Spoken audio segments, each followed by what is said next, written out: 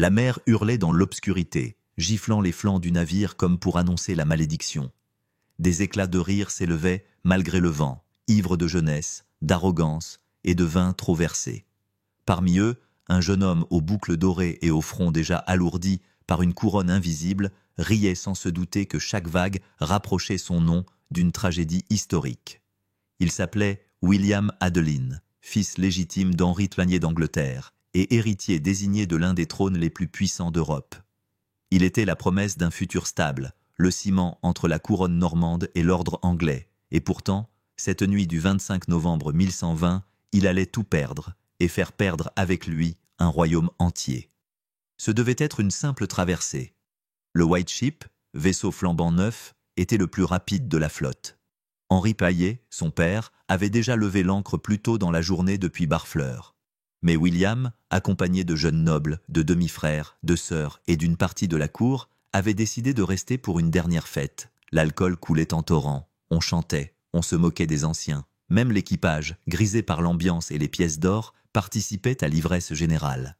Le capitaine avait tenté de dissuader le départ, inquiet du vent et de l'heure tardive. On se moqua de lui. Le prince voulait dépasser le navire du roi. Le défi était lancé. On leva l'ancre dans la nuit noire. À peine sorti du port, le White Ship, lancé à toute vitesse, heurta un rocher immergé, tranchant comme une lame. La coque éclata. L'eau s'engouffra. Les torches s'éteignirent. Les cris remplacèrent les chants. Les nobles, piégés sous les débris, hurlèrent avant d'être engloutis. Le chaos absolu. Dans l'obscurité, les corps se débattaient, la mer refermant sa mâchoire sur une élite entière. William, miraculeusement, survécut au choc. Il parvint à s'accrocher à une planche, puis fut tissé dans une barque avec quelques survivants. Gelé, trempé, suffocant, il reprenait ses esprits quand une voix familière traversa la nuit. Celle de sa demi-sœur, Mathilde, en détresse. Contre l'avis de l'équipage, William ordonna de faire demi-tour. C'était un geste de prince, de frère, peut-être de futur roi, mais ce fut aussi sa perte. En approchant à nouveau de l'épave, le canot attira d'autres survivants. Désespérés, ils se jetèrent dessus. Le poids devint insupportable. La barque chavira. Tous coulèrent. William Adelin, dernier espoir dynastique d'Henri Toigné, disparut dans les flots. Le lendemain, au lever du jour, seuls 2 hommes furent retrouvés vivants. L'un d'eux, un boucher de Rouen, raconta l'horreur.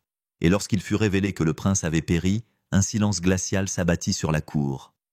Henri Plier s'effondra à l'annonce. Il venait de perdre son seul fils légitime. Mais ce que le roi ignorait encore, c'est que la mer n'avait pas seulement englouti son enfant. Elle avait emporté l'équilibre fragile de tout un royaume. Avec la mort de William Adeline, la ligne de succession sombrait dans le vide. Il ne restait que Mathilde l'impératrice, fille d'Henri, une femme dans un monde d'hommes. La question de l'héritage allait diviser la noblesse. Des alliances allaient se briser, des trahisons germer dans les ombres. Et bientôt, l'Angleterre, privée de son héritier naturel, allait plonger dans 2 décennies d'un enfer qu'on oserait encore appeler guerre civile, l'anarchie. Lorsque la nouvelle atteignit la cour d'Angleterre, personne n'osa la prononcer à haute voix. Le nom de William se coinçait dans les gorges, comme si l'articulation même du désastre pouvait le rendre irréversible. Mais Henri Plier, lui, comprit sans qu'on le dise. Il vit les visages, les silences, l'horreur dans les yeux de ses conseillers, et soudain, tout ce qu'il avait bâti vacilla. Le plus puissant des monarques d'Europe se retrouva seul, non pas sur son trône, mais dans son sang.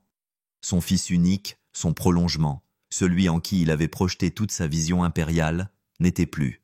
Et le royaume, bien qu'encore debout, venait de perdre sa colonne vertébrale. Le roi ne parla presque pas pendant plusieurs jours. Il s'enferma dans ses appartements, refusant de voir quiconque. On raconte que son regard se perdit quelque part entre le sol et les souvenirs. Il ne cria pas, il ne pleura pas, il s'effondra en silence, ce silence qui s'accumule et vous broie de l'intérieur. Il comprenait la gravité de la perte, pas seulement la sienne, personnelle, intime, mais celle du pays tout entier. Car un roi peut être remplacé, mais un héritier façonné depuis l'enfance pour gouverner, éduqué dans la langue de la loi et l'art de la guerre, formé pour négocier avec Rome et défier la France, cela, on ne le recrée pas. William n'était pas qu'un fils, il était un projet politique. Alors Henri Plier se releva, raidi, plus froid encore qu'avant. S'il ne pouvait pas ramener William, il trouverait une solution. Il décida de faire quelque chose qu'aucun roi n'avait fait avec succès. Imposer une femme comme héritière. Sa fille Mathilde, veuve de l'empereur romain germanique, femme de poigne, d'une intelligence stratégique, n'avait rien à envier à son frère défunt, si ce n'est ce qu'aucune éducation ne pouvait lui donner, le sexe masculin. Et pourtant, Henri y crut. Il la fit revenir à la cour. Il la présenta au baron. Il exigea d'eux qu'ils lui prêtent serment d'allégeance, ce qu'ils firent à contre-cœur, car sous les courbettes et les promesses se cachait déjà la réticence. Beaucoup d'entre eux n'étaient pas prêts à servir une femme, quelle qu'elle fût. D'autres convoitaient eux-mêmes la couronne. Et un nom revenait avec insistance dans les salons, les couloirs, les messes basses. Étienne de Blois, le neveu du roi, celui qui avait, par hasard ou par instinct de survie, refusé d'embarquer sur le White Ship ce soir-là. Il avait prétendu une maladie soudaine, un mauvais pressentiment. Qu'importe, il avait survécu. Et ce simple fait, aux yeux des superstitieux comme des calculateurs, était un signe. Henri, en apparence, garda le contrôle. Mais à l'intérieur, il savait que le royaume qu'il laisserait à sa fille serait un royaume fissuré. La promesse qu'il arracha à ses vassaux était une parole d'ivrogne dans un banquet sans lendemain. La noblesse n'oublierait pas qu'une femme, même éduquée, même impériale, ne portait pas d'épée au combat. Et Henri n'avait plus de temps. Il chercha à se remarier, à produire un nouvel héritier. Il prit pour épouse une jeune femme de 20 ans à peine, dans l'espoir désespéré d'engendrer un second William. Mais les années passèrent, et aucun enfant ne naquit. Le roi vieillit. Son visage se durcit. Son regard se fit plus sévère encore.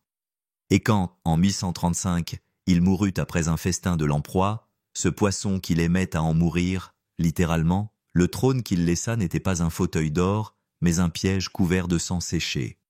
Mathilde, malgré le serment des barons, fut écartée. Étienne, vif, audacieux, se fit couronner en hâte. Et ce que William avait évité par sa mort, l'Angleterre l'embrassa en plein. La guerre civile. Les seigneurs choisirent leur camp. Le royaume se divisa. Le chaos s'installa.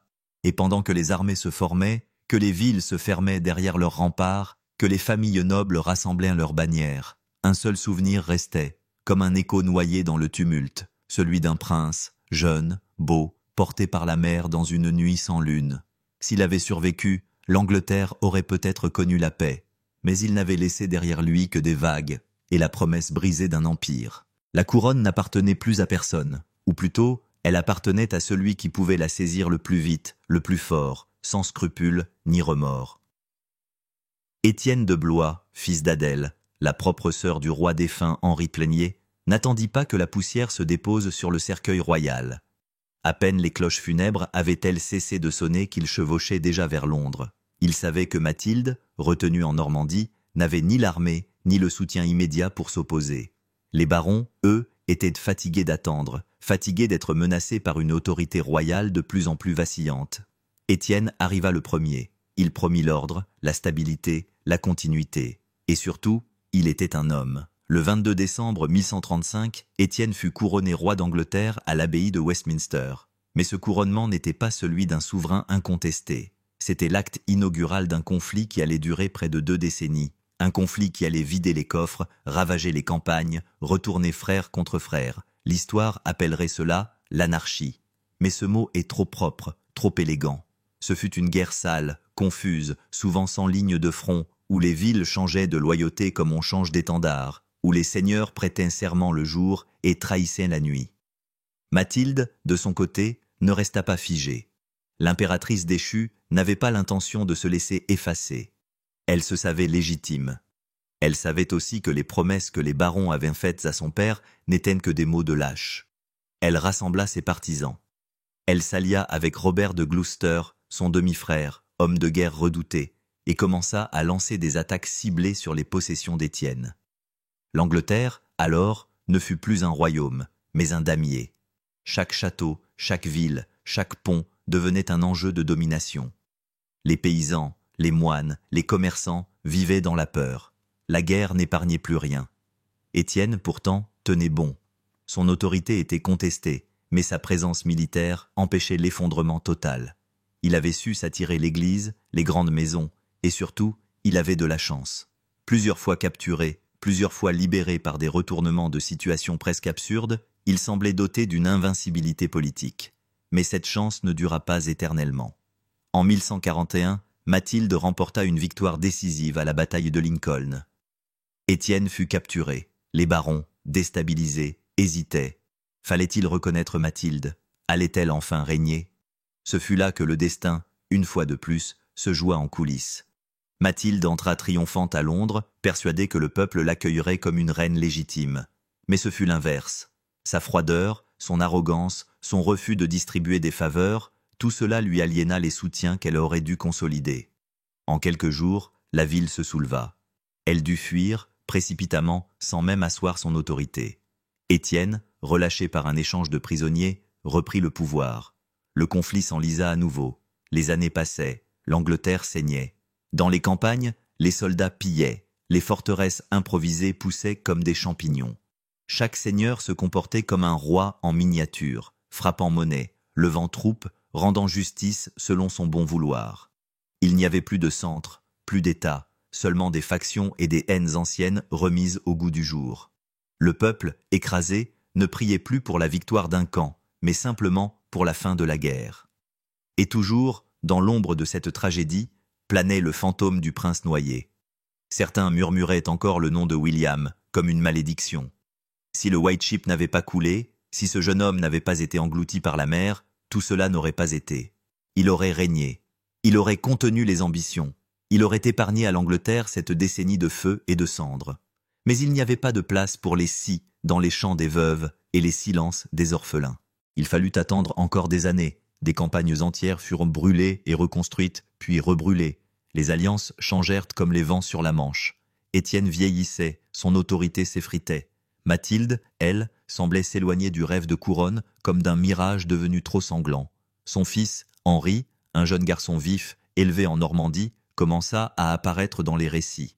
C'était lui désormais que les regards se tournaient, comme une nouvelle promesse, une lueur entre les ruines de l'ancien monde. En 1153, Henri débarqua en Angleterre.